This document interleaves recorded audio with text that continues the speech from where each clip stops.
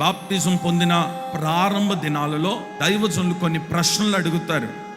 అమ్మా, ఎవరైనా బలవంతం చేస్తే బాప్తిజం తీసుకుంటున్నావా, నీ సొంత నిర్ణయంతో బాప్తిజం తీసుకుంటున్నావా అని అంటే, లేదండి, ఎవరు బలవంతం లేదు, సొంత నిర్ణయం. మరి బాప్తిజం పొందిన తర్వాత ఇక పాపము చేయకూడదు కదా, మరి లోకం వైపు తిరగకూడదు కదా, ఏమండి అన్ని ఆచారాలు మానాలి కదా, మరి మాంతవా అని అంటే, లేదండి అవన్నీ తీర్మానం చేసుకున్నాను, అన్ని మానేస్తానండి, దేవునికి ఇష్టముగా నేను జీవిస్తాను. ఇది సమ్మతించి ఒప్పుకొని అప్పుడు బాప్తిజం తీసుకుంటాం.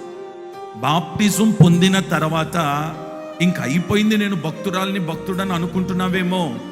ఆడెక్కడుంటాడో తెలుసా? నీ ప్రమాణాన్ని పోగొట్టేవాడు, నీ ఒప్పందాన్ని పాడు చేసేవాడు, నీ నిబంధనను పాడు చేసేవాడు ఎక్కడో ఉండడు. వాడు నీ పక్కనే నిలబడి, ఏమండి లోక సంబంధమైన ఆశ ఇచ్చలు కోరికలు ముందెన్నడూ చూడనివి తీసుకొచ్చి నీ కంటి ముందు నిలబెడతాడు. నిలబెట్టినప్పుడు దేవునితో చేసిన ఒప్పందం చెప్పున దాని మీద నువ్వు విజయము సాధించగలిగితేనే దేవుడు శ్రేష్టమైన దానితో నిన్ను పోషిస్తాడు. బాప్తిజం తీసుకున్నామండి, కానీ మా కుటుంబంలో ఆశీర్వాదం కనబట్లేదండి. బాప్తిజం పొందినాం కానీ మేము దీవించబట్లేదండి.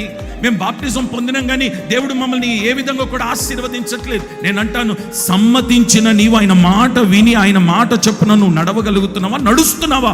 ఒక్కసారి పరీక్షించుకొని చూడు. నీవు సమ్మతించిన మాట వినిన ఏడాలా భూమి మీదనున్న శ్రేష్టమైన పదార్థము నేను ఇస్తాను.